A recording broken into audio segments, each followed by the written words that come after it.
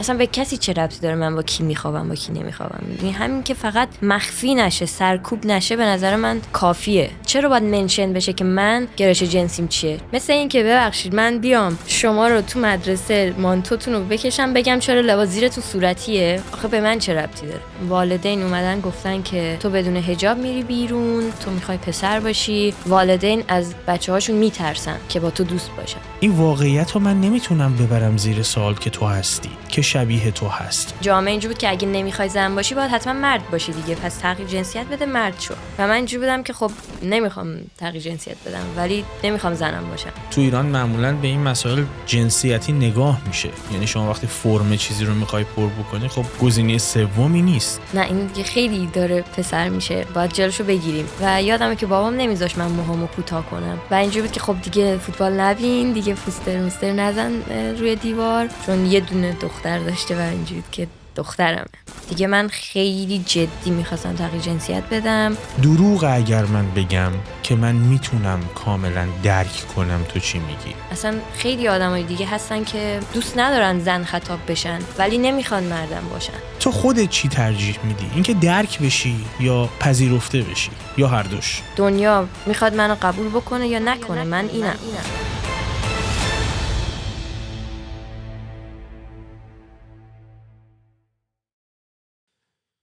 اگر دنبال کننده فیوز بوده باشید در این 20 قسمت ابتدایی، به ویژه اگر بینندش باشید، یعنی ویدیوکست رو از طریق یوتیوب تماشا بکنید نه بلکه صرفاً شنوندش در پادگیرها، به خوبی با روال کار فیوز آشنا شدید تا امروز دیگه. اگر مهمان من حضوری در استودیو حاضر باشه کمتر پیش میاد که من مونولوگ بگم در ابتدا، چون پرتابتون میکنه به گفتگو. به هر حال هم از منظر سمعی و بصری چون داخل استودیو هستیم تحمل مخاطب برای تماشای دقایق ابتدایی بیشتر میشه و خب پرت میشه به موضوع، شیرجه میزنه در موضوع و خب کم کم کانسپت اون گفتگو دستش میاد.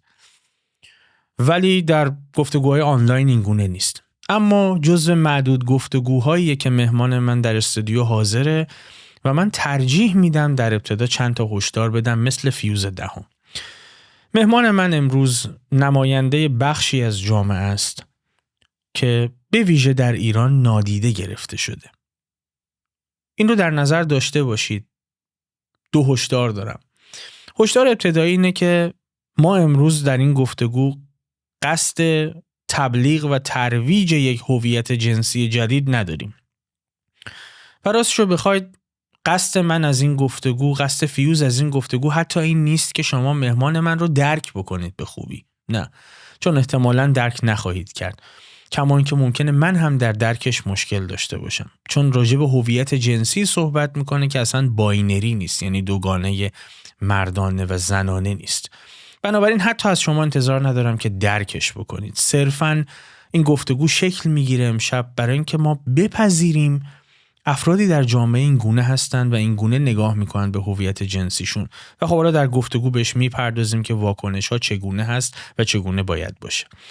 هشدار دومی که میخوام بدم اینه که کامنت‌های زیر این پست به هیچ عنوان پاک نخواهند شد، به هیچ عنوان فیلتر نخواهند شد، حتی اگر حاوی بی‌احترامی چه به من چه به مهمان باشه. قبل گفتگو با هم راجبش صحبت کردیم و توافق کردیم و دلیلش اینه که کامنت هایی که شما زیر این پست میبینید میتونه نماینده تقریبا تمام و کمالی از جامعه باشه و نگاه جامعه به مفهوم هویت جنسی که ممکنه بخش اعظمی از جامعه هویت جنسی غیر مردانه یا غیر زنانه یا همزمان زنانه و مردانه را اصلا نپذیره و به توهین و تمسخر بیفته. بنابراین حتما پس از گفتگو کامنت های زیر گفتگو رو هم تماشا بفرمایید، واکنشتون رو هم در قالب کامنت ابراز بکنید. سپاسگزارم ازت، دعوتمو پذیرفتی. اچکان عزیز، بله. من درست بگم؟ درست. اشکان نیست، اچکان. اول به من بگو چرا این اسمو انتخاب کردی تا بعد بریم بپردازیم به بقیه‌اش. خب من دنبال یه اسم پسرانه بودم توی نوجوانیم که اشکان رو انتخاب کردم، ولی اینجوری بودم که خب اشکان خیلی پسرانه است و باید یه اسمی باشه که مال من باشه و جنسیت هم نداشته باشه بهتره و اچکان رو انتخاب کردم. هم هنری تره، هم خاص‌تره و هم شبیه اشکانه. می‌خواستی جنسیت رو از اسمت هم حذف بکنی؟ آره، چون اسم خودم رو دوست نداشتم، اسم دخترونم. دیگه بعد همین الان ورود بکنیم به بحث، جای شروع کردی که چاره ای نیست، نمیتونم گرمش کنم، باید صاف بریم تو دلش. علت این که این اسمو انتخاب کردی و علت این که میخواستی اسمت فرار کنه از جنسیت دوگانه اینه که احساس میکردی نان باینری هستی. اون موقع که نه، اون موقع نوجوانی فهم کردم که میخوام تغییر جنسیت بدم و پسرشم و چون توی مثلا بیرون بدون حجاب میرفتم، خب مثلا دارم میرم بیرون با دوستام چی صدا میکنن؟ اگه پلیسی میاد خب باید یه اسم پسرانه داشته باشم دیگه، یا اگه کسی میپرسه اسمت چیه چی بگم؟ و به اونا میگفتم اشکان، ولی اسم خودم یعنی اونی که خودم میخواستم اچکان بود. یه مقدار راجع به این موضوع برای من صحبت کن. یعنی دلیل این که اصلا ازت خواستم بیا بشیم با هم صحبت بکنیم اینه که تو جامعه ما دیگه تقریباً به واسطه مدیا ترانسجندر بودن فهم شده که یه نفر جسمش یه چیزی بهش میگه و ذهنش در رابطه با هویت جنسیش یه چیز دیگه میگه. بنابراین خب پی اینه که احتمالاً هویت جنس برسه به هویت جنسیش جسمش رو هم تغییر بده، یعنی بخواد جراحی بکنه.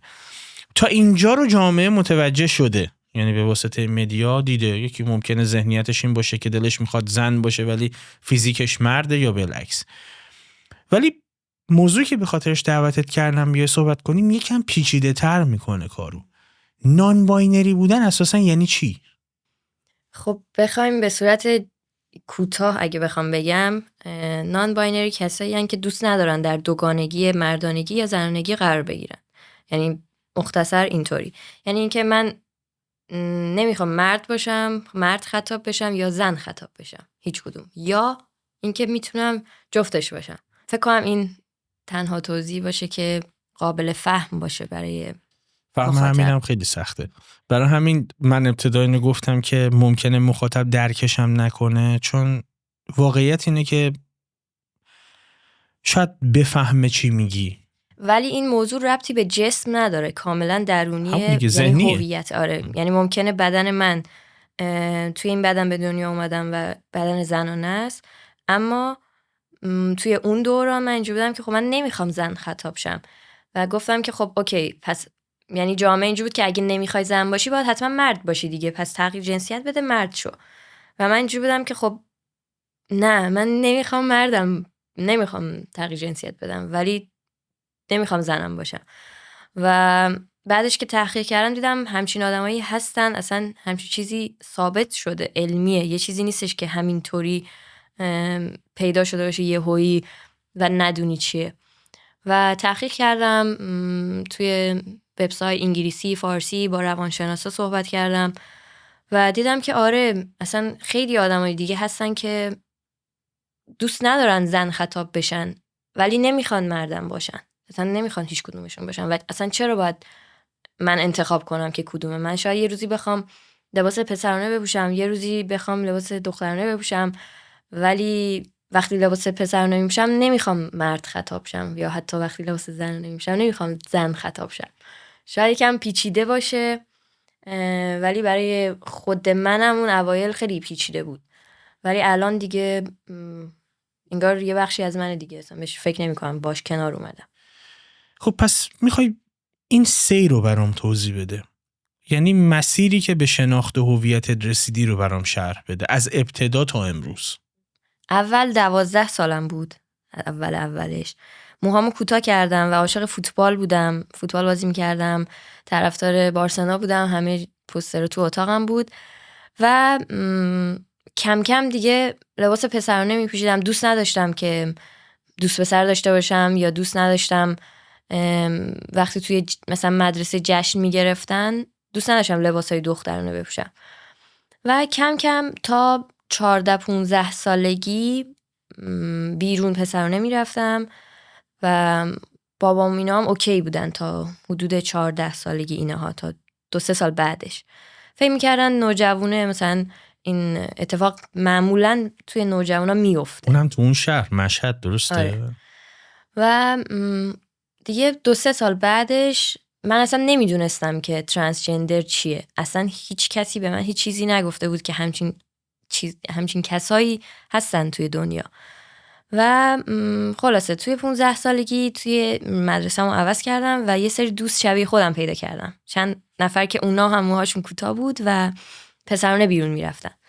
اونجا بود که من با دوستام صحبت کردم. دوستام بهم گفتن ترانسجندر چیه، چطوریه، چی کار باید کرد.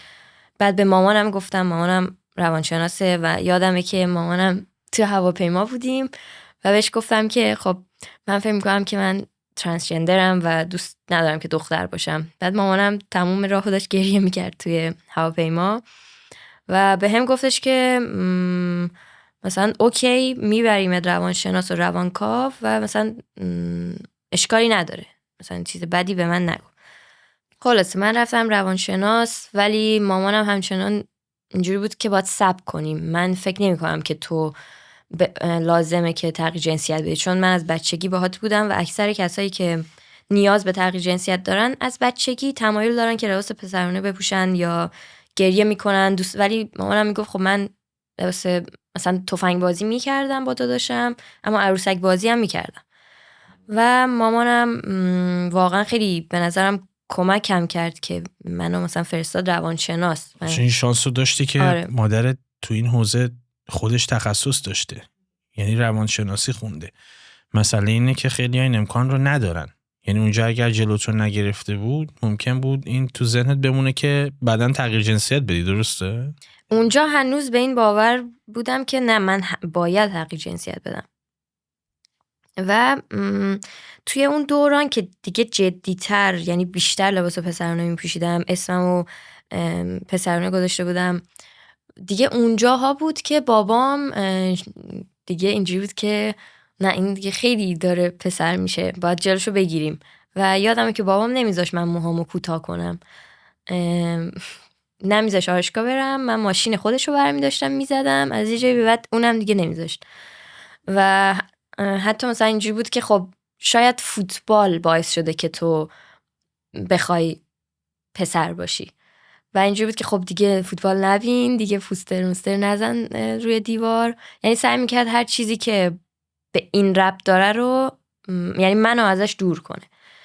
این موضوع بود دیگه تا حدود از 12 تا 19 سالگی 20 سالگی دیگه من خیلی جدی میخواستم تغییر جنسیت بدم. دوستام همه اکثرشون ترانسجندر بودن، توی اجتماعشون بودم، تحقیق میکردم چه دکتری خوبه چه دکتری خوب نیست، چه عملی رو باید انجام بدم، ایران انجام بدم. و مامانم ساپورتم میکرد، ولی خب برای پدرم فکر کنم خیلی سخت‌تر بود چون یه دونه دختر داشته و اینجوری که دخترمه. و توی 20 سالگی من با مدلینگ آشنا شدم، وارد حیطه فشن شدم و اونجا بود که کم کم من لباسای دخترانه پوشیدم. سر شوتینگ عکاسیا یا آرایشم میکردن.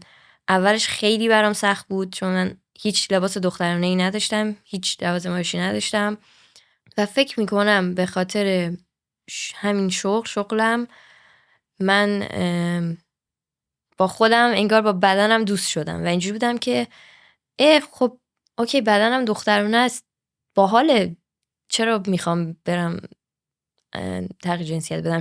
شاید واقعا من ترانسجندر نیستم، شاید چون نمیخواستم دختر باشم اینجوری بودم که پس حتما باید پسر باشم.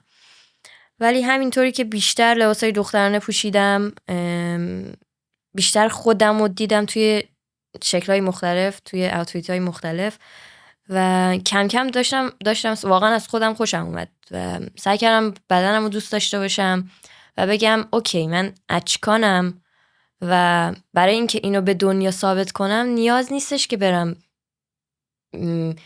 مثلا بدنم رو تغییر بدم، چون الان که بهتر یعنی بزرگتر شدم و خودم رو بیشتر میشناسم اینجوری هم که خب من بدنم رو دوست دارم، اسمم اچکانه، نمیخوام دختر خطا باشم ولی نمیخوام بدنم پسرانه باشه. حالا دنیا میخواد منو قبول بکنه یا نکنه، من اینم. و اونجا بود که من تصمیم گرفتم تغییر جنسیت ندم، با بدنم کنار بیام و تا الان. تو بخت و اقبال خوبی هم به نظر میاد داشتی، چون هم مادرت حامیت بود و بهت یه دید روشنی داد، هم وارد حوزه‌ای از فعالیت شدی، مدلینگ، که احتمالاً به این مسئله جنسیتی نگاه نمی کرده و تو کم کم کنار اومدی. من داشتی صحبت میکردی فکرم رفت پیش آدمایی که خب این امکانات رو ندارن. یعنی اولین مواجهه‌ای که دارن قطعاً احتمالاً اول که با خانواده صحبت نمی‌کنن، احتمالاً اول با دوستاش صحبت می‌کنن. زمانی که با خانواده مطرحش می‌کنه قطعاً قطعاً شاید جمله غلطی باشه، کلمه درستی نباشه، ولی احتمال قریب به یقین مخالفت سرسختانه می‌بینه و احتمالاً اصلا نمیتونه وارد شغلی بشه اگه تو ایران ادامه بده، چون تو ایران معمولاً به این مسائل جنسیتی نگاه میشه. یعنی شما وقتی فرم چیزی رو میخوای پر بکنی، خب گزینه سومی نیست، باینری دیگه، یعنی باید یا مرد باشی یا زن باشی و یکی رو انتخاب بکنی و خب اونجا به مشکل برخورد میکنی. دوستا چجوری با این موضوع کنار اومدن؟ یه موضوعی گفتی که من دوستام همه که اکثرشون ترانسجندر بودن یا مثل تو فکر میکردن به ماجرا. چی باعث میشد که دایره دوستات محدود بشه به آدمایی که همه شبیه تو فکر میکنن یا حداقل از هویت جنسیشون با بدنشون یکی نیست؟ فکر کنم خب توی دوران نوجوانی والدین خیلی حواسشون، یعنی همیشه چک توی مشهد که اینطوریه، چک میکنن که بچهشون دوستش کیه، با کی میره بیرون، با کی زنگ تفریح وقت میگذرونه. و خب من یادمه وقتی که مثلا مام بابای بعضی از دوستام تو مدرسه میدیدن که من پسرونه میرم بیرون، یا معلوم بود دیگه موهامو کوتاه میکنم، حتی اگه شالم سرم میکردم بازم معلوم بود که من نمیخوام شبیه دختره باشم.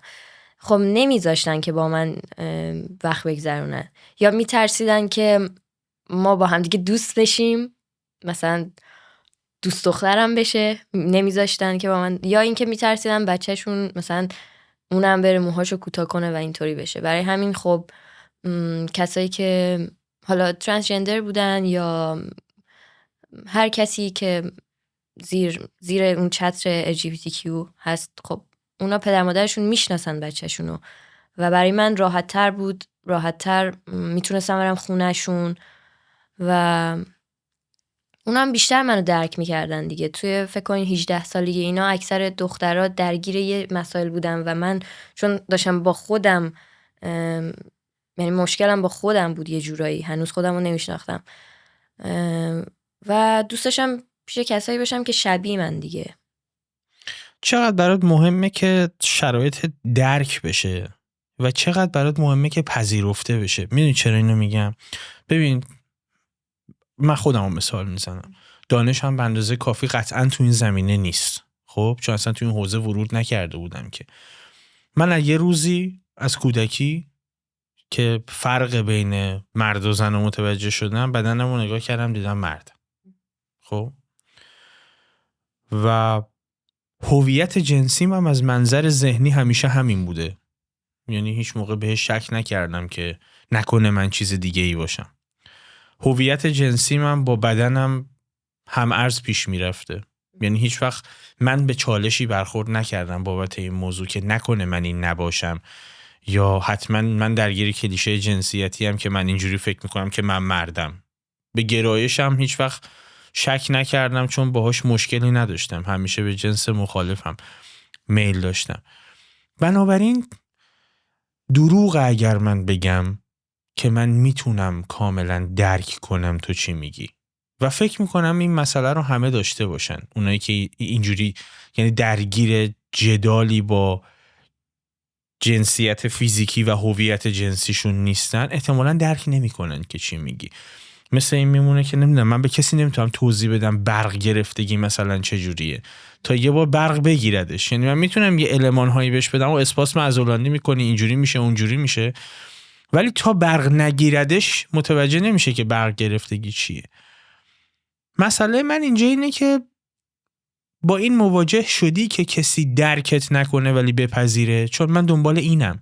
واقعیت اینه که من ممکن نتونم درک کنم ولی من چاره‌ای ندارم. تو روبرو من نشستی و بین 1 تا 4% جمعیت دنیا اینجوری فکر میکنه و علت این فاصله هم اینه که برعکس تو که راحت بیانش میکنی، خیلیاشون هنوز سردرگمن که چی هستن، چی میخوان باشن و حتی اگه به نتیجه رسیده باشن هم تو هیچ نظرسنجی شرکت نمیکنن و بیانش نمیکنن.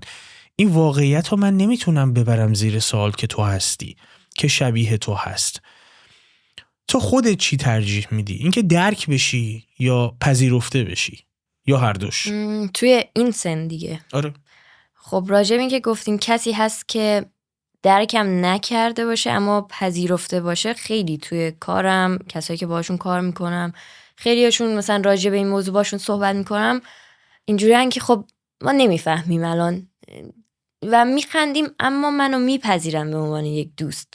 یعنی اینجوری نیست که وای نه اچکانو نگین بیاد این مثلا نان باینریه، نه اصلا خیلی کم شده الان. شاید قدیما توی نوجوانی والدین اینطوری بوده، معلما، اما الان حداقل توی شغل من دیگه جنسیت خیلی اهمیت نداره. حتی میگن لباس جنسیت نداره، رنگا جنسیت نداره توی فشن.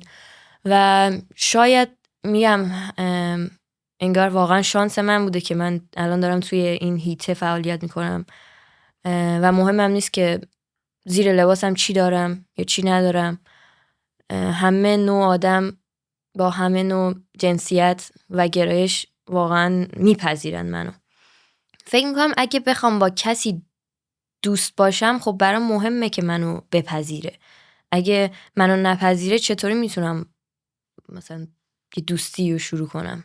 یا برای همین در حالت کلی حس میکنم دیگه الان اونقدر تلاش نمی کنم که خودم رو ثابت کنم به بقیه که بابا من پسر نیستم، من دختر نیستم. اینجوری هم که آقا من همینم، کسی بخواد من راجبش توضیح میدم، خجالت نمی کشم، بهش افتخار میکنم مسیری که داشتم و خودم رو شناختم، نمی جنگم با دنیا.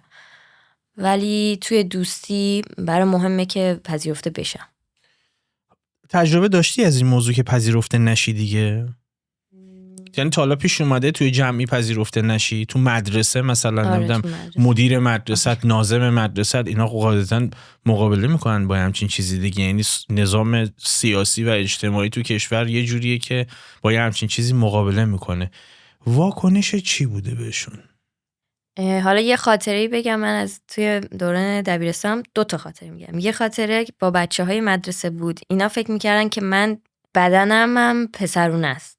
هیچکی با من دوست نمیشد، از من میترسیدن. مثلا میگفتم خب بیا مثلا بعد مدرسه پیاده بریم، هیچکی با من نمیومد بیرون. و آخر سال که اینا منو شناختن و فهمیدن آقا مثلا من زنم، بدنم کاملا زنه، بهم اومدن ازم عذرخواهی کردن، گفتن که ما از اول سال فکر می‌کردیم که تو بدنت پسرونه است و میترسیدیم که باید دوست بشیم، ولی الان که مثلا فهمیدیم که مثلا داستان چیه، همشون دیگه تا سالهای بعد دوستای حتی صمیمی شدیم با هم دیگه. یکی این که کل سال هیچکی با من دوست نبود و موضوع دیگه همین که یادمه توی دبیرستان پیش دانشگاهی من موهام همیشه کوتاه بود، یعنی پدرم نمیذاش ولی من باز کوتاه میکردم، یعنی کتک میخوردم پوسکلوف بودم دوباره کوتاه میکردم. و مدیر مدرسم توی راهرو مدرسه قدش هم کوتاه بود. الانم فکر کنم منو فالو داره. برای راجبش صحبت میکنم، ببخشید. سلام عرض میکنم خدمتتون. چاره نیست، بعد با کاری که کردی مواجه شی خانم. پرید که بتونه فقط مقنعه منو بکشه پایین وسط راهرو. و اینجوری بود که این موهاش کوتاهه، برو دفتر. و من هم کلاه داشتم هم مقنعه داشتم، این از پشت پرید که فقط نشون بده من موهام مثلا هیچی نیست. منو بردن دفتر، گفتن که بگو مامانت بیاد. مامانم گفت ای بابا باز داستانه. مامانم اومد و مامانم اینجوری نشسته بود و میگفت خودت صحبت کن، من چی بگم مثلا. و مدیر اون میگفتش که تو شاکی شخصی داری، والدین اومدن گفتن که تو بدون حجاب میری بیرون، نمیدونم تو میخوای پسر باشی. والدین از بچه هاشون میترسن که با تو دوست باشن و ما هم که به دست بگم موامو بلند کنم مسئله حل میشه الان.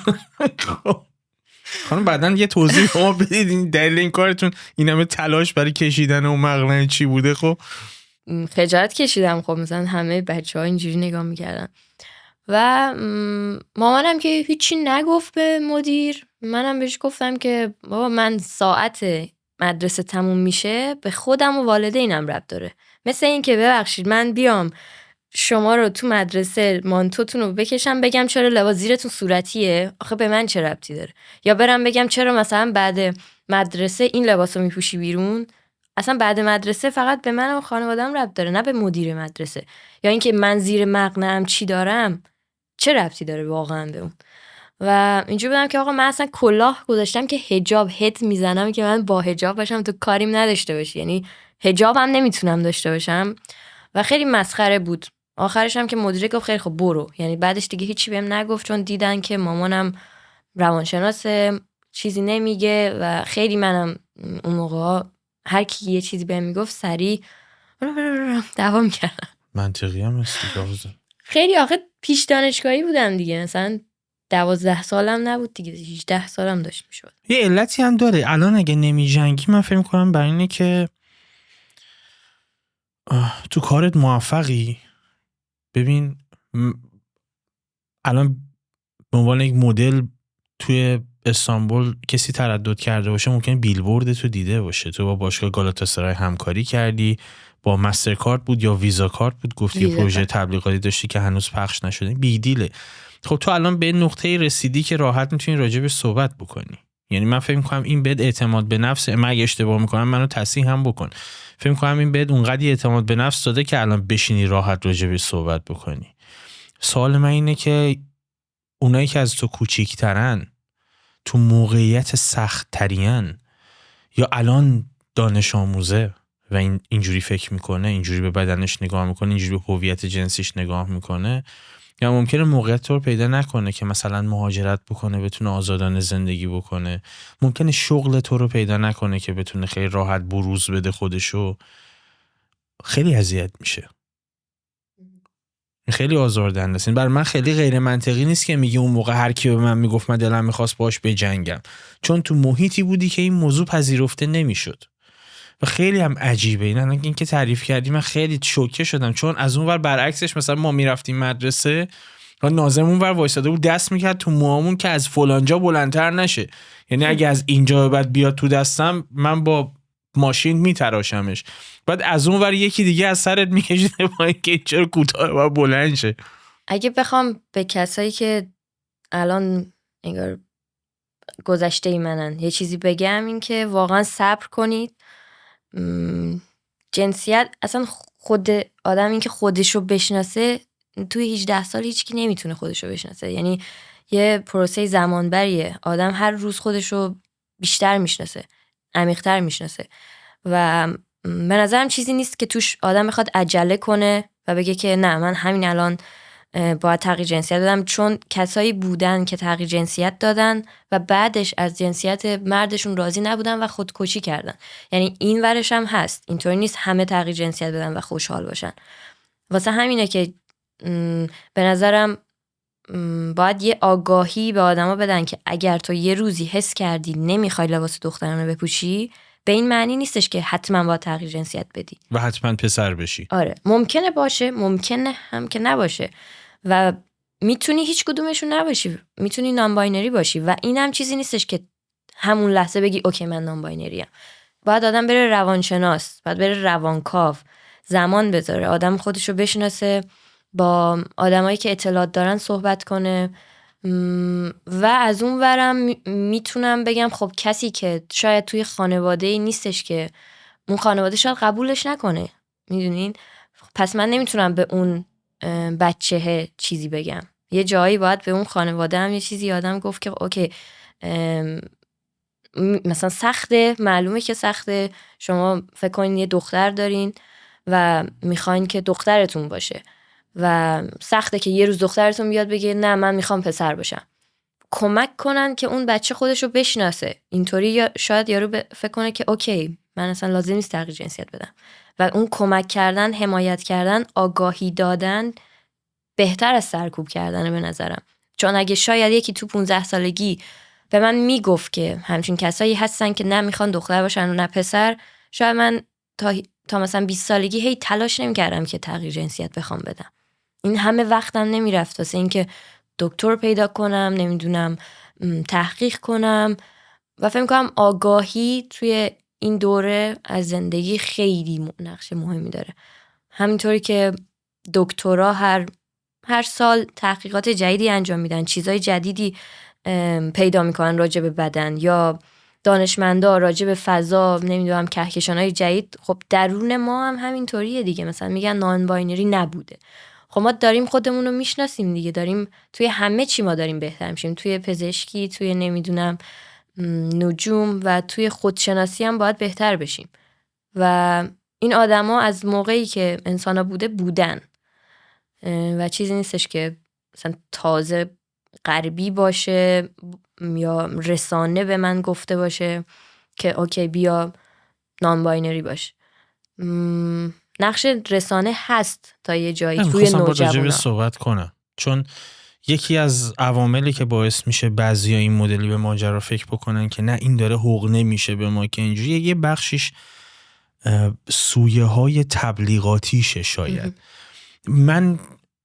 من آدم درستی نیستم برای اینکه اظهار نظر بکنم که راجع به این موضوع تبلیغ میشود یا نمیشود. خیلی هم موضوع حساسیت برانگیزیه، از این جهت که من خودم و آدم مناسبی نمیدونم برای موضع گرفتن راجع به این موضوع اینو میگم.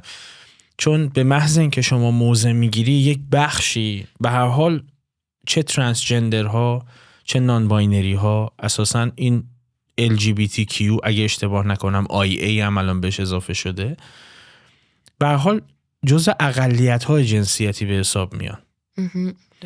و چون اقلیت به حساب میان، وقتی که شما در اکثریت باشی و صحبتی راجبش بکنی، بلافاصله واکنش برانگیز میشه، چون به هر حال خودشون ذیل ظلم میبینن. تا الان بهشون فشار اومده دیگه تو جوامع متعددی. الان تو کشور ما هم خب به رسمیت که شناخته نمیشه، تو برخی از کشورها به رسمیت شناخته شده. الان میدونم تو برخی از کشورها ازدواج قانونیه بین مثلا 2 نفر که همجنسن. بنابراین اگه بگم رسانه داره کم کم پوش میکنه، یعنی شما تو سریال ها و فیلم هایی که الان میبینی خیلی بعیده که اینو نبینی. یعنی هست، قرار گرفته. یه سویش اینه که خب میتونیم بگیم چون داره میره به سمت عادی سازی، خب حالا اینو مطرح میکنن توی فیلم ها و سریال ها. یک بخش دیگه، یه بخشی از جامعه این نگرانی براش پیش میاد که ببین من از در خونه میرم بیرون، اینقدر فرد مثلا همجنسگرا یا نان باینری یا ترانسجندر نمیبینم و اینقدر نیستن و من میرم بیرون تو خیابون، ولی چرا من هر فیلمی میبینم توش هستن. نمیدونم که آیا تبلیغات داره انجام میشه یا نه، بهش میپردازیم به این موضوع. به نظرم یه مرزی هست بین نشون دادن واقعیت و بیشتر از حد نشون دادن، یعنی همون تبلیغ کردن. بعضی از فیلم ها اینجوریه که فقط میخواد بگه که یه آدمی که مثلا نمیدونم اصلا از جنسیت بیان گرایش جنسی مثلا گیه، این آدم میتونه یه آرتیست خفن باشه و ما نیازی نیستش که مخفیش کنیم. چون مثلا تو شغل من از 10 تا استایلیستی که میبینم 8 تاشون مرد گیه‌ان، یعنی هستن، حتی میکاپ آرتیست. یعنی من میبینم اونقدری که و حرفه‌ای هم هستن، درجه 1 واقعا هم خوبن. آره یه سری فیلم‌ها که من خودم میبینم اینجوری هم که با تو ماچ، یعنی خیلیه دیگه، خودم دیگه نمیتونم نگاه کنم. یا یه سری چیزا واقعا حس میکنم که دارن توی مثلا مغز ملت فرو میکنن اینو. من خودم موافق این کار نیستم. من فقط موافق اینم که این کسایی که گی هستن، بایسکشوال هستن، نان باینری هستن، ترانسجندر هستن، کویرن، اینا بخشی از جامعه هستن، نباید مخفیشون کرد، ولی نبایدم جوری تبلیغ کرد که مردم بدشون بیاد. میدونی و میبینم یعنی یه سری فیلم ها میبینم که خودم اصلا اینجوریم که نه، این تو اگه میخوای به جامعه بگی که ما هستیم این راهش نیست، اینطوری اصلا نتیجه عکس داره میده رو مردم. چون من تو جامعه نیستم نمیتونم درکش کنم، ولی جدا این اتفاق میفته. یعنی فکر میکنی برخی از اکت ها باعث میشه که جامعه گاردشو بالاتر بگیره؟ به نظرم اینطوریه، چون هر چیزی که زیاد گفته بشه، زیاد تبلیغ بشه، هی همه جا بشه، دیگه مردم خسته میشن. اینجورن که اوکی من گیم، دوستم گی نیست، دوستم نمیاد بگه که سلام من گی نیستم. دقیقاً. یا اینکه مثلا وقتی داریم راجع به یکی صحبت میکنیم نباید بگیم که مثلا آرش همونی که گی نیست، یا مثلا اشکان همونی که گیه. این چیزا به نظرم یه جوریه دیگه، هی راجع برسن. چرا باید منشن بشه که من گرایش جنسیم چیه؟ چرا باید اصلا به کسی چه ربطی داره من با کی میخوابم با کی نمیخوابم؟ یعنی همین که فقط مخفی نشه، سرکوب نشه، به نظر من کافیه. یعنی که فقط آدما بدونن ما هستیم، ما آسیبی نمیرسونیم به کسی، غرب زده نیستیم، تبلیغ نمیکنیم، فقط بدونن ما هم بخشی از این جامعه ایم. حالا با شما فرق داریم ولی دلیل بر این نیستش که حساب نشیم. به نظرم بهترین راهش اینه. گفتیم ما غرب زده نیستیم، اینم خودش ترمیه که باید بشیم راجع به صحبت بکنیم که چرا یهو غرب زدگی اینقدر تو چشم بعضی بد شده. خب یه چیزایی رو هم باید بپذیریم. یعنی اینکه ما از منظر تکنولوژی لبه تکنولوژی نیستیم و اگر قاعدتاً کسی به تکنولوژی خیلی علاقه‌مند باشه باید چشمش به غرب باشه، چاره نیست. بنابراین نمیتونی بهش بگی غرب زده. اگه دلش میخواد در دوران پست مدرن یک زندگی نرمال داشته باشه، خب چاره‌ای نیست، چاره‌ای نداره به غیر از اینکه اون سبک زندگی رو انتخاب بکنه که در غرب هست. بنابراین اینکه ما برچسب غرب زدگی به هر کسی که دلش میخواد آزادانه زندگی بکنه بزنیم، یکم تقلیل دادن موضوع این به نظر من. یعنی یکم این سوالی که میپرسم مراقب باش چی میگی، چون بعدن ممکنه داستان بشه. ولی یعنی تو با مثلا رژه های پراید و اینا که همجنسگراها دارن سالیانه مسئله داری یا نداری؟ اون اوایلش خیلی باحال بود، ویدیوها رو میدیدم جو بودم که خب اوکی یه روز و مخصوص اونا اومدن نامگذاری کردن و این خب ارزشمنده برای کسایی که کویرن و حس دیده شدن بهشون دست میده. ولی این چند سال اخیر مثلا یه سری ویدیوها، حالا نمیدونم، من فقط ویدیوها رو دیدم و نمیدونم که این واقعا اینطوری هست یا نه، و دیدم که دیگه یه سری کارا میکردن که اصلا خیلی دیگه زیادی بود و حالا نمیدونم اونا چرا دارن این کارو میکنن، ولی حس میکنم این داره یعنی خانواده LGBTQ رو بد نشون میده. حالا اون کسایی که دارن این کار رو تو پراید میکنن، با یه بخشیش موافقم، با یه بخشیش یه سری حرکتایی که اونجا میزنن موافق نیستم. چون میگم ما قصدمون اینه که یعنی پراید فقط یک هفته است فکر کنم که به دنیا بگن همچین کسایی هستن دیگه، حس دیده شدن بهشون دست بده. ولی وقتی داره یه کار این آدم میکنه که نتیجه عکس میده، خب یعنی یه جای کار غلطه دیگه. به نظر میاد جامعه هم درگیر آزمون و خطا هست براشا. اچکن چرا اینو میگم؟ به خاطر اینکه توی افتتاحیه المپیک پاریس اتفاق افتاد. یعنی افتتاحیه خیلی واکنش برانگیز شد، از همه سو، از هر سمت واکنش برانگیز شد. هم یه بخشی که شبیه تو فکر میکنن، هم به ویژه مسیحی ها خیلی بهش واکنش نشون دادن به خاطر اون بازسازی تابلو شام آخر و اینا. و کار تا جایی رفت جلو که صفحه المپیک توی یوتیوب ویدیو افتتاحیه رو برداشت و از دسترس خارج کرد. یعنی از دسترس خارج کرد و به نظر میاد که به این نتیجه رسید که خب این به قول تو خیلی تو ماچه، خیلی نتیجه عکس داره میده. یعنی میخوای مردم رو ذهنشون رو باز کنی ولی یارو از دیگه داره بدش میاد و این اشتباهه به نظرم.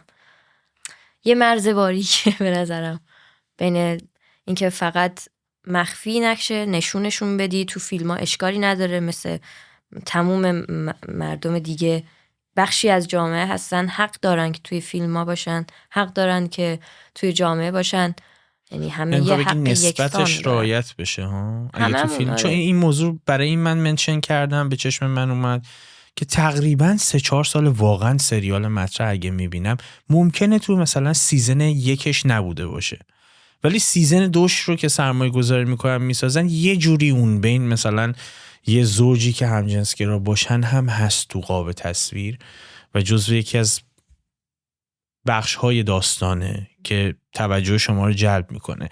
میفهمم که در مسیر عادی سازی پیش میره، ولی خب این رو هم میفهمم که وقتی از در خونه میرم بیرون، خب تعدادشون خیلی کمتر از اون حدیه که من توی همه فیلم‌ها و سریال‌ها ببینم و میگیم ممکنه یه جاهایی گارد رو بالا بیاره. البته خب اونورم البته بستگی داره تو چه جامعه‌ای هستیم، چون من مثلا میرم مهمونی میبینم مثلا تو جمعیتی که دورت هم بوده، اون جامعه‌ای که دوست تعریفشون میکردی، خب همه اینجوری بودن. فرق هم میکنه، اینو درک میکنم. اصلا یه سویه دیگه هم داره. من ممکنه بیرون بشینم، خب من این گرایش رو ندارم، من اون گرایش جنسی رو ندارم، اون هویت جنسی رو هم ندارم، یعنی خب من درگیر چالش خاصی نیستم یا اون یکی درگیر چالش خاصی نیست، برای همین احساس میکنه که خب این داره الان براش تبلیغ میشه دائما، یا همه جا داره میبیندش. ولی سویه دیگه‌ش هم اینه که اون ور ماجرا، اون ور خط هم میتونن اینو بگن که خب ببین ما باید همین کارو میکردیم که دیدشیم، یعنی ما باید خط شکنی میکردیم که دیدشیم، الان هم میترسیم که حذف شیم اگر نباشیم، ترجیح میدیم همه جا باشیم. مدیا خیلی این کارو میکنه. برای اولش میاد یه چیزو خیلی زیاد نشون میده تا نرمال بشه. آره. حالا من خیلی اطلاعات ندارم راجع به این مدیا، ولی خب نمیدونم که باید اینطوری باشه یا نباشه، ولی برای خود من یه سری چیزا اینجورم که خب ضرورتی نداره، ولی اینکه خب اوکی اگه توی فیلم‌های الان یه زوج مثلا گی هست، من اصلا برای من یه چیز طبیعیه، برای من به چشم نمیاد که اینا مثلا گی هن. برای من چون تو جامعه‌ای که بودم، توی دوستام و اطرافیانم مثلا خیلی طبیعیه. اکثر دوستای من الان مثلا دارم فکر میکنم خیلی دوستام هستن و چیزی نیستش که اصلا حتی بهش اشاره کنم هم بکنیم. دقیقاً. اصلا اگه درست انجام بشه تو قالب مدیا هم اگه درست انجام بشه اتفاقا تاثیرگذاره ها. من مستندی در رابطه خوردادیان دیدم، نمیدونم تو دیدی یا نه، اونو باور کردنی نبود. یعنی خوردادیان آره. که محمد خوردادیان آره. گی بود، یه زمانی اعلام کرد و خب این اون موقع به عنوان یه دنسر مثلا خیلی دیگه چیز قوب داری بود که همه یعنی چی مثلا مشکوک بودن. تو ایران هم اتفاقاتی افتاده بود و اینا، اذیت هم شده بود، ولی خب یه جایی به بعد مشخص شد و بعد توی مستندی اومد نشست راجع به این صحبت کرد که این چه پدری ازش در اومده و خب کسی که دوست داشته مثل که از بین رفته، تو تصادف فوت کرد. به خاطر هم مثلا جزئیاتشو یادم نیست. نوع روایتی که کرده بود و قالبی که مدیا ارزش کرد تاثیرگذار بود واقعا، یعنی به شما کمک میکرد که ببین این آدم بغلت داره زندگی میکنه، ممکن خبرم نداشته باشی چیا، ولی یه جاهایی نگاه جامعه با این یه کاری میکنه که این اصلا نمیتونه علایقشو بیان بکنه، اصلا نمیتونه بگه چی میخواد، اصلا نمیتونه بگه دلش میخواد چی باشه و چه زجری ممکنه بکشه تا انتها و به چه نقطه‌ای برسه.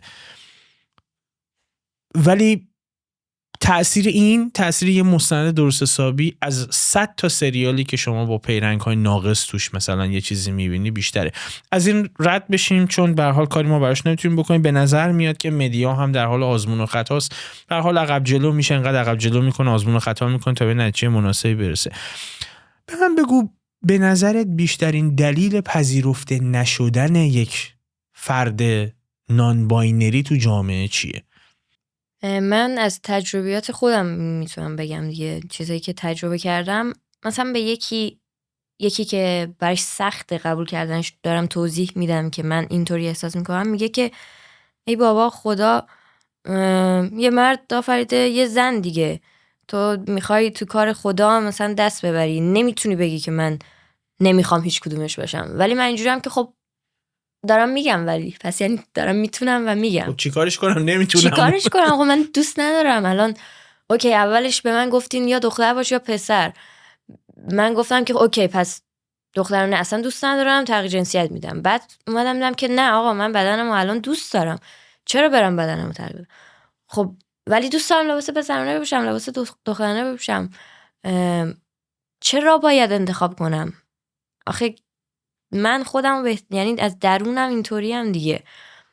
فکر می‌کنم براشون اینطوری سخته که میگن یا مرد وجود داره یا زن، یک کدومشون، نمیتونی بگی هیچ کدومش یا جفتش. خب این به نظر میاد که یعنی هویت جنسیتی رو با بدن مرتبط میدونه اکثر جامعه. اینو داری به من میگی، در صورتی که روانشناس ها هم این رو صحه میذارن که هویت جنسی یک مفهوم ذهنیه، جنس با جنسیت متفاوته، که اصلا به حال بدن ممکنه یکی از المان هایی باشه که شما توش یک بخشی از هویت جنسی باشه ولی همش نیست. درسته؟ آره. بعد مثلا میگفتم آقا من مثلا میرفتم یه جا، بعد یارو نمیتونست تشخیص بده که من دخترم یا پسرم، حالا به خاطر پوششم. بعد میگفتش که دختر یا پسر. بعد میگفتم آقا به تو چه ربطی داره؟ چرا اولین جمله‌ای که تو منو میبینی تو ذهنت میاد این باید باشه؟ یعنی واقعا اینقدر اوکی من الان اینم، مشکلت حل شد، الان مثلا چه چیزی توی زندگی تغییر کرد؟ فقط کنجکاوی رفت شد. درسته؟ دقیقاً این جمله رو توی یه برنامه گفتم که آقا به شما چه ربطی داره که من زیر شلوارم چی دارم؟ خیلی شخصیه که اصلا من با کی میخوابم، اینم شخصی. خب نمیدونم، شاید هم باید بهشون حق داد اولش که برشون سخت باشه. نمیتونم، چون من از طرف خودم دارم فکر میکنم به این موضوع که اینجوری هم که نه باید منو بپذیرن، ولی خب چیزایی هست تو دنیا که شاید من هنوز نپذیرفتم. بیشتر با این مسئله تو ایران مواجه میشه دیگه. اینجا هم داریم مسئله رو. اینجا اصلا خیلی براشون اصلا مهم نیست که دختری پسری چی میپوشی تو شغل، مثلا بهت فکر نمیکنم چه اهمیتی داره. یارو مثلا مدل کارش خوبه، آسیبی نمیزنه، مفیده، دیگه چرا باید مهم باشه که چیه زیر لباسش؟ فقط اینجا بعضی وقتا حتی میپرسن که یعنی مدلای خارجی، اکثرش ترکا کمتر، که دوست داری با چه ضمایری خطاب بشی، چون توی انگلیسی هیوشی دی دارن. برای نان باینریا اصلا یه ضمیر جدا دارن که دیدمه، نه شیه نه هیه. حتی توی یه سری کشورها فکر می‌کنم تو استرالیا دوستان برام عکس کارتاشون رو میفرستن که میتونستی انتخاب کنی جنسیت تو، و این چیز داره واقعا به صورت علمی ثابت شده. یه زمانی یه بخشی از روانشناس ها تعدادشون بیشتر بود، اون بخشی از روانشناس ها که معتقد بودن نان باینری بودن اختلال ذهنیه، یعنی اختلال به حساب میاد.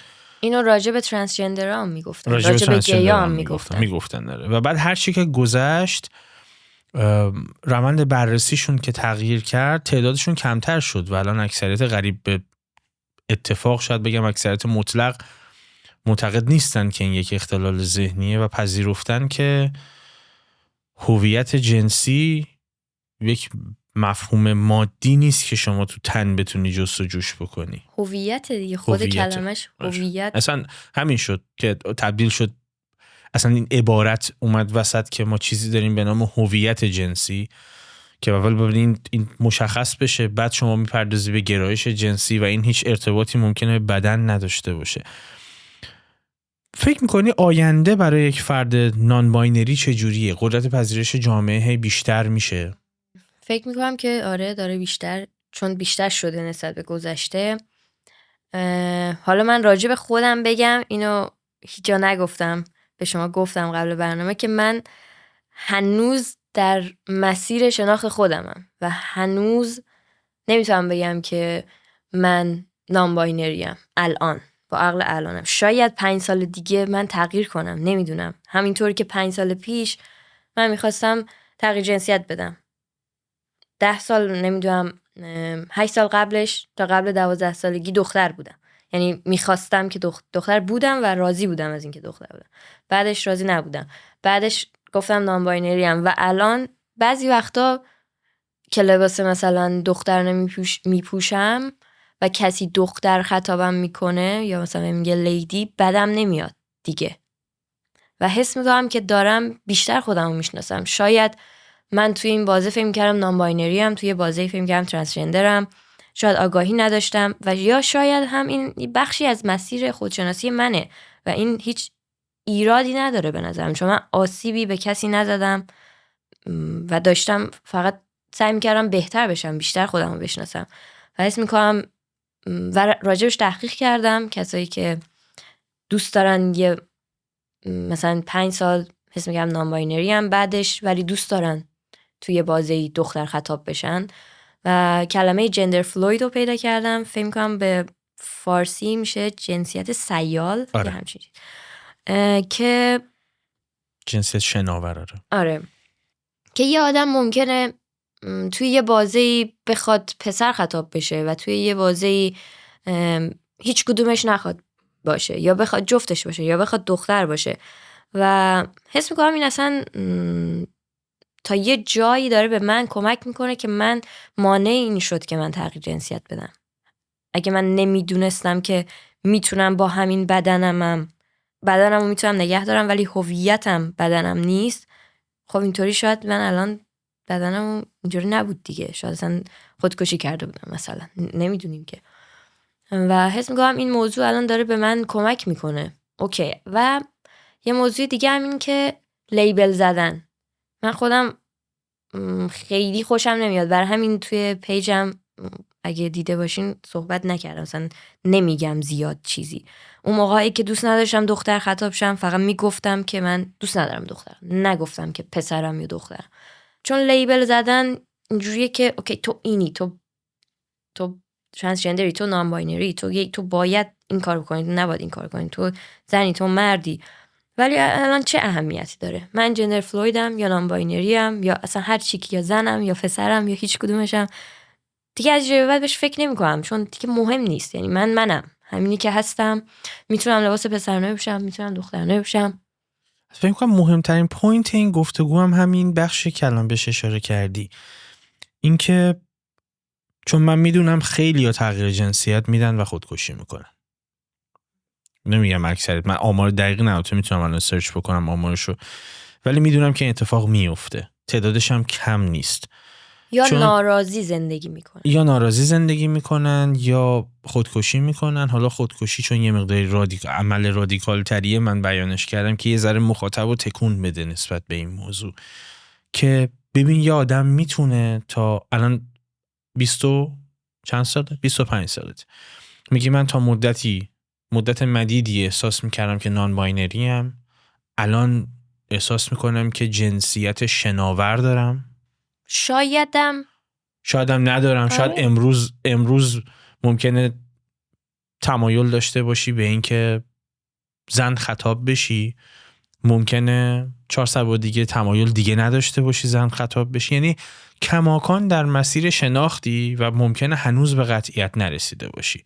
تو سن 25 سالگی ممکنه 5 سال دیگه بشینیم با هم گفتگو کنیم رسیده باشی بهش یا نرسیده باشی. درسته؟ مهمترین پوینت این گفتگو همینه که چقدر دست به تغییر جنسیت زدن تصمیم بزرگ و وحشتناک و خطیریه. چون اگر طرف تغییر جنسیت بده با اون همه مشکل، یه پروسه عجیب و غریبی داره واقعا، یعنی هورمون تراپی داره، نمیدونم از اون ور جراحی داره و بعد ببینه که خب این چیزی که فکر میکردم این نیست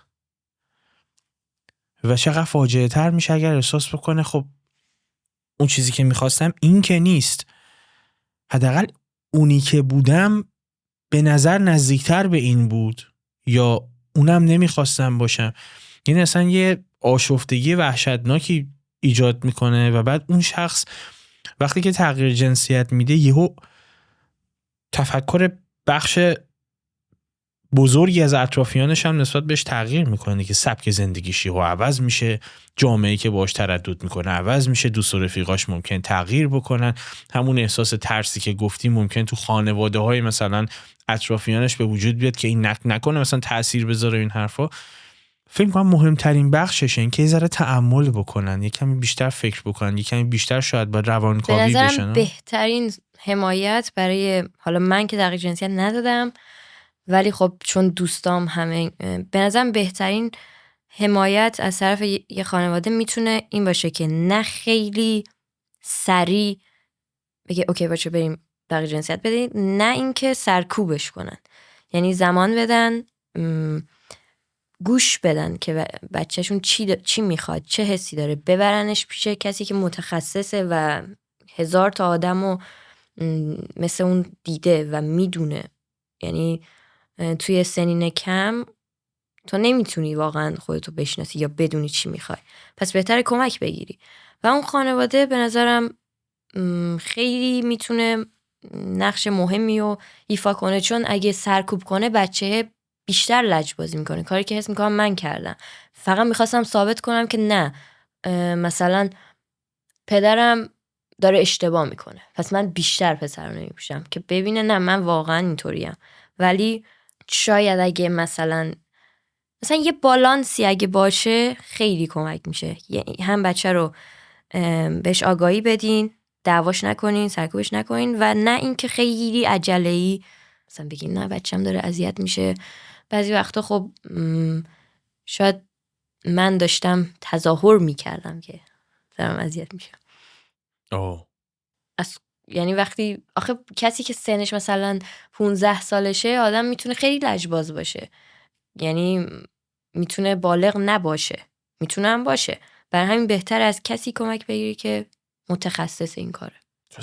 سنی که واسه همچین چیزی واقعا آدم تصمیم بگیره نیست جدا. یعنی منو برمیگردم برای مثلا من نبوده، شاید برای خیلیا باشه، نمیدونم. نمیخوام حکم قطعی بدم ولی فکر نمی‌کنم برای خیلی ها باشه واقعا. یعنی من برمیگردم مگه اینکه صحبتی که کردی درسته، اینکه روانکاو، پزشک و اینا تجویز همچین چیزی رو بکنه. من برمیگردم به 15 سالگی خودم، به 14 سالگی خودم مثلا. جهانبینی من با به الان آمریکا میگفتم خارج به همه کشورها میگفتم خارج. اصلا جهانبینی من اون موقع با الان زمین تا آسمون فرق داشت. یعنی 90% تصمیماتی که اون زمانه قرار بود برای خودم بگیرم رو الان بهش فکر میکنم تصمیمات احمقانه‌ای به نظر میرسه. و خب کلید شاید حل این ماجرا که اون آدم فرصت بکنه به خودش فکر بکنه که به نتیجه برسه، فکر میکنم اول از پذیرش خانواده شروع میشه. اینکه درک بکنن که خب بنا به هر دلیلی، چه خوب چه بد، چقدر خوب چه ناگوار، الان فرزند من یه همچین گیر و گرفتی با هویت جنسیش داره، اینو سری نباید اینو جارو کرد زیر فرش و نه سری باید تغییر شکلش داد که به نتیجه برسه. چون اون خلأ نتیجه، این که بالاخره چی شد، اون فکر می‌کنم بیشتر خانواده رو اذیت میکنه که ای من الان بگم بچم چیه مثلا. نمیدونم، من باش برخورد نکردم. روانشناس من فقط به مامانم گفته بود بذارین هر کاری میخواد بکنه و یعنی اینجوری بود که اصلا کارش نگیرین. و به نظرم این برای من مفید بود، چون من هر جوری که خواستم دیگه از یه سنی به بعد که جدا زندگی میکردم از پدرم، هر جوری که خواستم بیرون میرفتم، هر اسمی که خواستم رو داشتم، شغلی رو رفتم که حالا اتفاقی وارد شدم و فهم کردم که مناسبمه و همون جمله به نظرم به من کمک کرد، چون هیچ کسی من یکی از این ور منو نکشید، یکی از این ور من رها کردن که زمان بدم به خودم رو بشناسم، خودم رو تو جامعه ببینم چی میخوام، چی کار میخوام بکنم. و الان خیلی خوشحالم و با خودم دیگه توی جنگ نیستم. حتی اون 5 سالی که حس می‌کردم یعنی اینطوری بودم که اوکی من نمیخوام مرد خطاب بشم نه زن خطاب بشم، بازم میگم راضی بودم، زندگی خوبی داشتم با تموم سختیایی که داشتم. ولی چون انگار ولم کرده بودن، هر جوری که اون حس آزادیه رو داشتم دیگه. با اینکه میگم توی ایران شاید خیلی قبولم نمی‌کردن اون اوایل، ولی آدم وقتی توی یک کاری یک کم خوب میشه یا موفق میشه دیگه، آدم ها اینجوری هن که خب اوکی دیگه مهم نیست که این دختر یا پسره. و اونجا شروع کردن که منو پذیرفتن و حتی افتخار. مثلا الان من با بابام واقعا رابطه خوبی دارم. با بابا که اونقدر مخالف بود؟ آره، بعد حدود 4 سال دیدم پدرمو اینجا تو ترکیه و خیلی حس جالبی بود. اصلا انتظار نداشتم. هنوزم بهش فکر می‌کنم اینجوریم که واقعا. و اینجوریم که خب آدم ها عوض میشن، آدم ها خودشونو میشناسن، زندگی بالا پایین داره، ولی تهش که اینجوری میشه. مثلا الان مثلا بابام مثلا عکسای کارمو داره، شوتینگامو مثلا تو گوشیش بهم نشون میداد. من اینجوریم که واقعا تو اسکرین شات گرفتی از رو کار من میگفت آره من مثلا دوست داشتم این کار تو. و الان دیگه خب اون حتی مدیر مدرسه‌ام که اون کار رو میکرد الان به من دارن افتخار میکنن. میره دنبالت میکنه؟ خان دیگه مقنعشو نگیر دیگه نیازی نیست بگیجی، هنوز موهاش کوتاست. آها، و اینم به این نتیجه رسیدم که موی کوتاهی مربوط به مردان نیست. الان که من لباس دخترانه میپوشم یا اصلا نپوشم، بازم این مدل مو رو نگه داشتم. حس میکنم بخشی از منه، یعنی حس میکنم من اچکان این شکلیه. حالا شاید 5 سال دیگه اچکان این شکلی نباشه، اما در حال حاضر با پدرم هم دوست شدم. احتمال داره که تو کامنت ها با این برخورد بکنی. از الان دارم میگم آمادش باشی. و اتفاقا یکی از محورهایی که دلم میخواد پاسخ بهش بدی به این پرسش، این که ممکن الان یکی بهت بگه تو هنوزم نمیدونی چی هستی، یعنی هنوزم تکلیفتو با خود نمیدونی، و این رو استفاده بکنه برای اینکه بگه تو اختلال داری، تو اصلا هنوز ذهنیتت معلوم نیست با خودت چندی. پاسخت به یه همچین عبارتی چیه؟ خب اولا که اون شخصی که داره این حرف من میزنه متخصصه یا یه آدم رندومه؟ کیه؟ خوب جمله‌ای گفتین، جلوشو میگیری که اینو کامنت نکنه. خب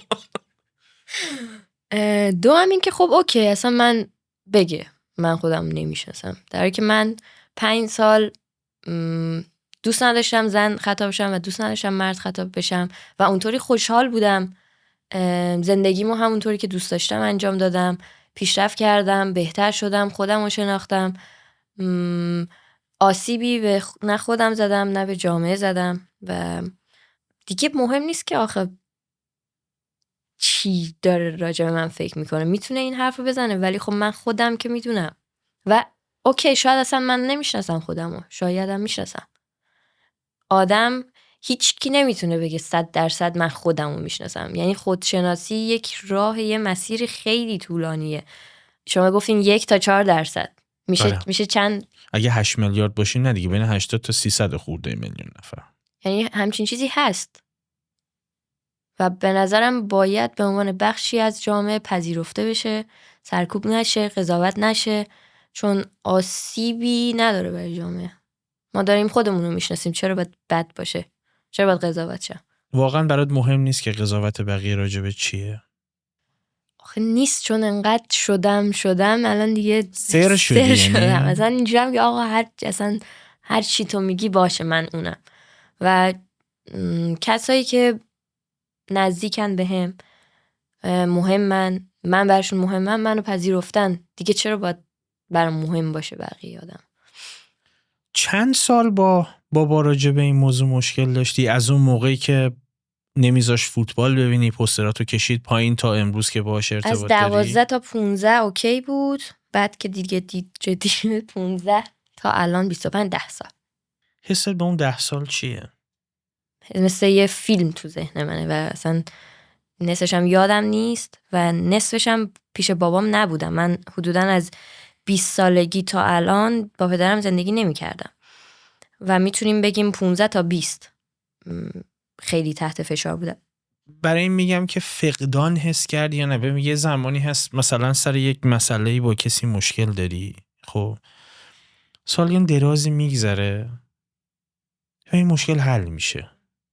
حالا یا این مشکل تو حل میکنی، یا این مشکل اون حل میکنه، یا این مشکل جامعه حل میکنه، یا اون مشکل علم حل میکنه، یا جامعه شناسی حل میشه به هر دلیلی. یه مشکلی من با یه نفر آدم دارم، این مشکل رو 10 سال 15 سال 20 سال با هم حملش کردیم، 20 سال مثلا با هم ارتباط نداشتیم و این مشکل خیلی به سادگی یه روزی حل میشه. و بعد من که برمیگردم به اون 10 20 سال فکر میکنم، یه احساس فقدانی میکنم که من واسه هم چیزی چرا 20 سال مثلا رفیقم رو دست دادم.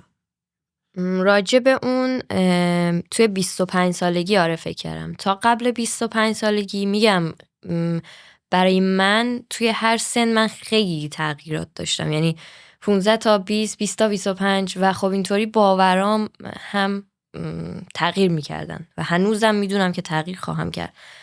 اوایل اینجوری بودم که نه بهتر، اصلا کسایی که منو نمیخوان بهتر که من دورم ازشون. اما توی 25 سالگی اینجوری بودم که بابا پدرمه، یا اصلا برای من پدرم، شاید برای یکی مادرش باشه، برادرش باشه. اینجوری بودم که آقا من به بابام پیام دادم، گفتم که تا کی ما میخوایم که اینطوری با هم دیگه بجنگیم؟ مثلا ارزش نداره بابا. من یه عقیده‌ای داشتم، تو یه عقیده‌ای داشتی، ولی مهم نیست. من مثلا خاطرات خوبی با داشتم، دوستت دارم، بیا با هم مثلا دوست باشیم دیگه. مثلا من دارم بزرگ میشم، شما خودت داره سنت میره بالاتر، اصلا توی یک کشور زندگی نمی کنیم، از دست میدیم واقعا. و این فقدانه رو توی 25 سالگی حس کردم و اینجا بودم که خانواده خیلی خیلی مهمه. یکم سوالم سخته. فکر میکنی مثلا بابا به خاطر این پذیرفته امروز که تو رو دختر خودش میده، تو رو بچه خودش میدیده، یعنی لاجرم بوده بالاخره باید یه روزی میپذیرفته اینو، یا به خاطر اینه که کمی از اون تفکرات سنتی هم رها شده؟ فکر کنی دلیلش کدومه؟ یا میتونه جفتش باشه؟ حتی فکر میکنم جفتش با همه. اما خب مثلا من همینطوری که من توی 5 سال این همه تغییر کردم، قطعا اونم کرده. دنیا تغییر کرده، دیدگاه ها همه چی عوض شده و خب ناخودآگاه روی اونم تاثیر میذاره دیگه. حس میکنم جفتش با همه. می‌دونی چرا اینو پرسیدم؟ چون میخوام بابا رو به عنوان نماینده بخشی از جامعه در نظر بگیرم. خب جامعه ما سنتی بوده، هنوزم هست، هنوزم با خیلی چیزا راحت کنار نمیاد. یعنی هنوزم خیلی از اتفاقاتی که تو برخی کشورها میفته برای ما قفله. من اصلا کاری ندارم به این که خوبه یا بده ها، من اصلا ارزش گذاری نمیکنم. یعنی الان تو موقعیتی قرار ندارم که بگم فلان چیز خوبه فلان چیز بده. اصلا آدم درستش هم نیستم، چون خوب و بد بودنم نسبیه، یعنی نمیشه راجبش مطلق نظر داد. ولی میخوام بابا رو به عنوان نماینده از جامعه سنتی بگیرم. بابا مذهبی بود. اوکی. میخوام بدونم که، یعنی میخوام ببینیم اینو، اگه کسی داره ما رو میبینه و تفکرات شبیه مهمون برنامه منه و هنوز با هویت جنسیش درگیره و خب واکنش خیلی سخت و تندی از خانواده‌اش میبینه، اینو ببینه که ممکنه بعد 10 سال این مسئله حل بشه و خب نیاز نیست حتما تن در بده به اون چیزی که سنت ازش میخواد و خب شاید یه روز این مسئله حل شه. و به نظر میاد تو جامعه ما هم، نمیدونم تو چون یعنی تو کامیونیتی بودی که معمولاً زیر این پرچم تردد میکردن و خب یا ترانسجندر بودن یا نان باینری بودن یا بای بودن، گرایش جنسیشون، هویت جنسیشون، هر کدوم اینا با شاید اکثر جامعه یکی نبوده، بهتر بدونی وضعیت نسل قدیم چجوری الان؟ بهتر شده؟ خیلی بهتر شده. فقط تو خانواده خودت نمیگم، اما با دوستا، رفیقا، آشناها که خب به هر حال اینجوریه. آره دیگه، میبینم که آدمایی که حالا بهشون میگن اقلیت دارن راحت تر پذیرفته میشن توسط جامعه، توسط خانواده. آگاه، یعنی دارن اصلا به بچه ها آگاهی میدن، یعنی پنهون نمیکنن، سرکوب نمیکنن. من از خیلی مثلا شهرها خبر ندارم، ولی تا جایی که من خودم میبینم بین اطرافیانم و میشنوم، به نظر من خیلی جامعه انگار داره، یعنی قبولشون داره میکنه دیگه. ترانسجندرها رو که خیلی راحت تر، نان باینری یک کم هنوز آگاهی راجبش نیست، راجبش صحبت نمیشه، خیلی کم مردم مثلا میدونن راجبش، شاید برای اینه. و ولی یه بخش بزرگی از خانواده LGBTQ داره راحت تر پذیرفته میشه. اگه کسی بهت بگه نان باینری بودن، ترانسجندر بودن، اساساً هویت جنسی به غیر از مرد و زن بودن، مد، تقلیده و به خاطر این شما اینجوری هستید، چی پاسخ میدی معمولاً؟ البته ممکن الان پاسخ ندی یا، ولی کلاً چی فکر میکنی؟ خودمو که وقتی 12 سالم بود که من نه گوشی داشتم، نه مدیا بود، نه حتی فیلم میدیدم، پس از کجا میدونستم که مده؟ و توی اون مدرسه هم که بودم فقط من اینطوری بودم، پس برای من اون موقع مد نبوده دیگه، درسته؟ پس وقتی برای یک نفر مد نبوده، برای خیلی دیگه هم ممکنه که مد نباشه، اما برای خیلی ها ممکنه مد باشه. من نمیگم که تاثیر نداره، ممکنه روی خیلی ها مد که مد نه، مثلا رسانه روشون تاثیر، یا الگو برداری، الگوهاشون روشون تاثیر گذاشته باشه، ولی از اون ور خیلی هم نه. جواب من اینه، چون برای خودم تو معمولا توی یعنی از آرگومنتی که استفاده میکنن که چرا قبلا نبوده الان هست، قبلا که بوده اصلا، مثلا همینه که چرا قبلا هیچکی نمیگفت الان هست. همین بین 1 تا 4% که گفتم 8 میلیارد نفر بگیریم، چه میدونم 320 میلیون نفر آدم، از 80 تا 320 میلیون نفر آدم، خب بخش اینا هستن اصلا نمیگن، یا اصلا قدیم شاید نمیتونستن بگن، اگه میگفت به محض اینکه میگفتن جونشون ممکن بود در خطر قرار بگیره. بنابراین آرگومنتی که همیشه دارن اینه که خب چرا قبلا نبود الان هست و داره زیاد میشه، و بعد این رو وصلش میکنن به مد یا به تقلید یا به قول تو الگو برداری، و اینکه خب یه موجی اومده همه رو داره میگیره. سوال من اینه که بین پذیرفته شدن و مورد تحمل قرار گرفتن گیر کردی تا حالا؟ یعنی همچین حسی بهت دست داده که فلانجا یعنی این قابل درکه که اینا منو تحملم میکنن، اونا منو پذیرفتن، و خب پذیرفته ها که هیچ، اونا که تحملت میکنن یعنی احساس میکنن وصله ناجوری ممکنه این آدم باشه، ولی خب حالا تحملش میکنیم. واکنشت به اونا چیه؟ یعنی سعی میکنی تو اون اجتماع حاضر نشی؟ اون اذیته، درسته؟ من که اذیت نیستم، من خودم قبول دارم، با خودم تو صلحم. اگه کسی داره منو تحمل میکنه، اون تو فشاره، پس اون باید محیطو ترک کنه. من چرا ترک کنم؟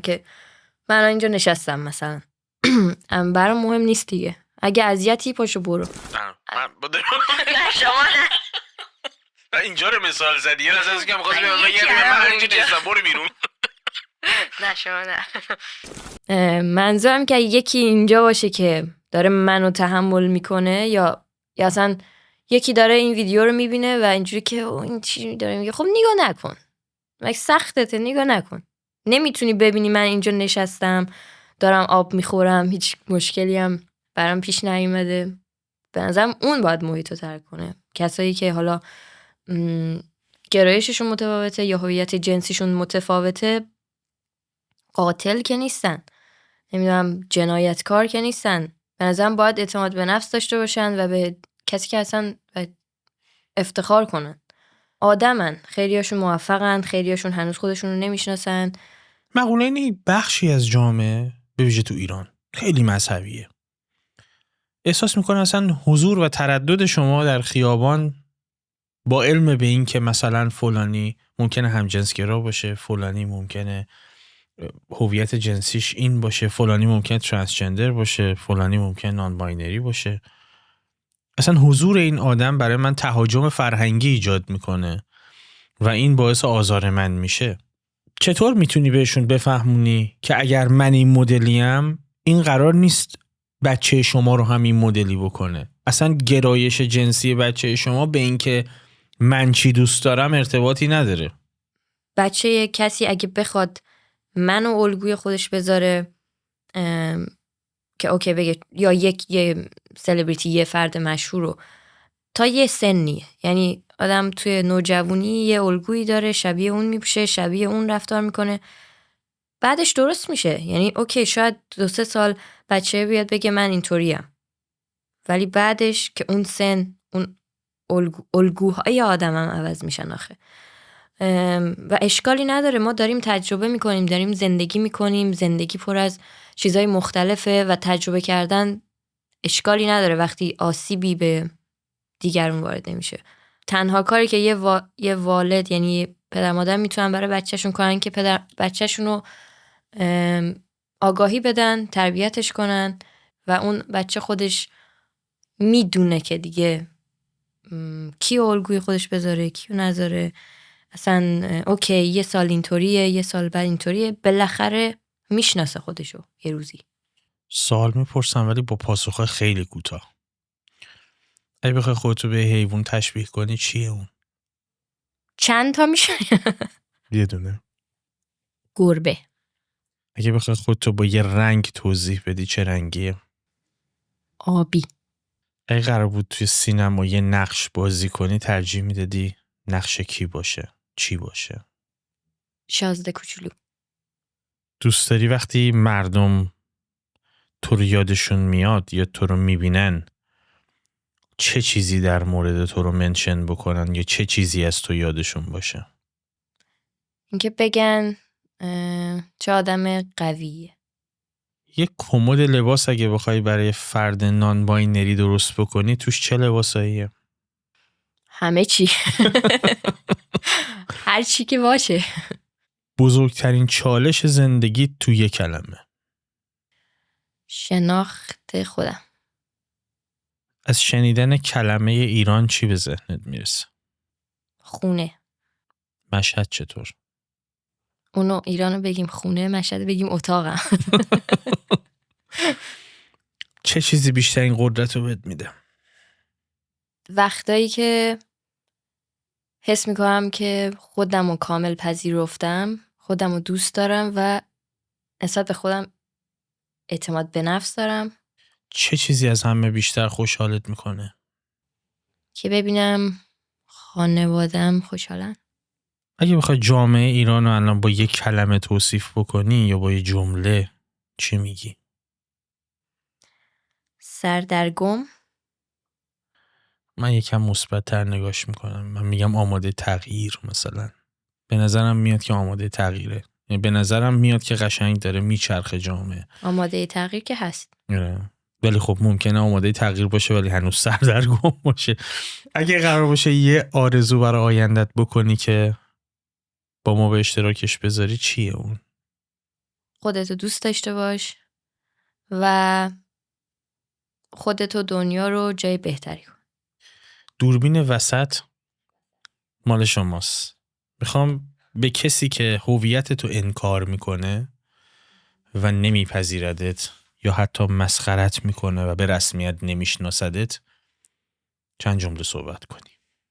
توی تنهاییاتون برین به این فکر کنین که آقا من یه انسانم، کلی ممکنه استعداد داشته باشم یا حالا شخصیتی داشته باشم برای خودم، چه ضرری میتونم برای زندگی شما داشته باشم؟ آیا میتونم شغل شما رو ازتون بگیرم؟ میتونم نمیدونم دنیا رو به جنگ بکشونم یا آدما رو بکشم؟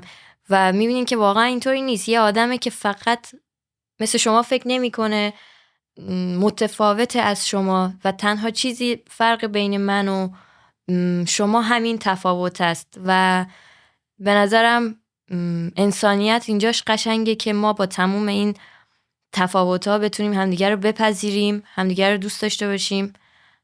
اگه هم اشکالی نداره، یعنی همیشه لازم نیست همه یه چیزی رو بپذیرن، ولی خب میتونیم کنار همدیگه زندگی کنیم بدون اینکه به همدیگه آسیب بزنیم و بدون اینکه همدیگه رو قضاوت نابجا بکنیم و همین.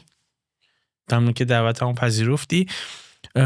بخش مهم صحبتمون هم همین بود، برای اینکه دلم میخواست نماینده اون بخشی از جامعه باشی که ممکنه خودشون نتونن حرفشون رو بزنن. تو موقعیتی هستی به عنوان یه مدل که تو شغلت به نقطه‌ای رسیدی که این اعتماد به نفس رو پیدا کردی، بشینی جلوی دوربین راجبش صحبت بکنی.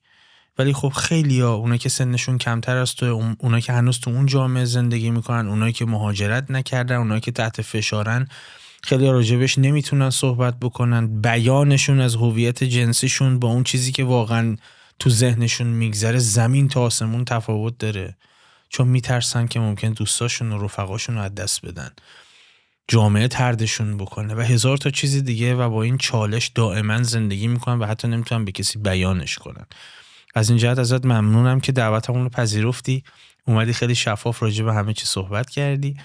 امیدوارم شما هم لذت برده باشید از این گفتگو و من نتیجه گیری نمی کنم از این گفتگو. فکر میکنم بهتره هر جا هستیم یه قدم از اعلام حکم عقب نشینی بکنیم در رابطه با این مسئله، یه کمی بیشتر بهش فکر بکنیم، یه کمی دقیق تر به اطرافیانمون نگاه بکنیم، یه کمی بازتر به اطرافیانمون نگاه بکنیم که ممکنه قضاوت ناصحیح ما از میزان خطر احتمالی که ممکنه یه نفر با یه هویت جنسی دیگه تو جامعه برای ما داشته باشه باعث بشه که طردش بکنیم، باعث میشه که حقوقش رو نادیده بگیریم. و خب فکر نمی کنم این دلیل کافی باشه اگر ما نمیتونیم اون آدم رو درک بکنیم، حقوقش رو نادیده بگیریم، طردش بکنیم و شرایطش رو تو زندگی به نقطه‌ای برسونیم که حتی دست به خودکشی بزنه که اتفاق کم هم نیفتاده. بنابراین فکر می‌کنم یه مقداری بازتر اگه به این مسئله نگاه بکنیم، حداقل فرصت بروز و ظهور بدیم، فرصت شناخت بدیم. و خب این موضوع اصلا موضوعی نیست که والدین بخوان براش تصمیم گیری بکنن، من به عنوان پادکستر بخوام براش تصمیم گیری بکنم، هیچ کس. به نظر میاد که راجع به این موقعیت پیچیده خود اون شخص باید تصمیم گیری بکنه و این تصمیم رو باید به کمک پزشک و روانشناس و روانکاو بگیره، نه من و شما. فیوز بعدی رو هم از دست ندید. بدرود.